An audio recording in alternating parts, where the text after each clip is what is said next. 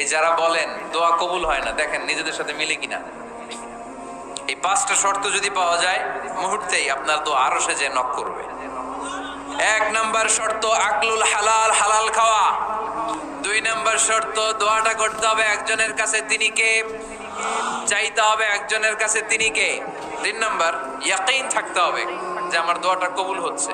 যখন দোয়া করবেন আপনার এই বিশ্বাস থাকতে হবে, আমার রব আমার ফরিয়াদ শুনছে, তিনি আমার কথা শুনতে পাচ্ছে, আমি চাওয়া মাত্রই তিনি সব দিয়ে দিতে পারে, এবং আমার রব আমাকে ফিরাবে না, তিনি দিবেনই। 4 নাম্বার শর্ত আসসালাতু আলা রাসূলিল্লাহ, আল্লাহর হাবিব সাল্লাল্লাহু আলাইহি ওয়াসাল্লামের উপর দুরূদ পড়া। কুল্লু দুআ মাহজুব মাওকুফুন বাইনাস সামাই ওয়াল আরদ, আমরা যা দোয়া করি সব আকাশ জমিনের মাঝখানে পেন্ডিং হয়ে থাকে।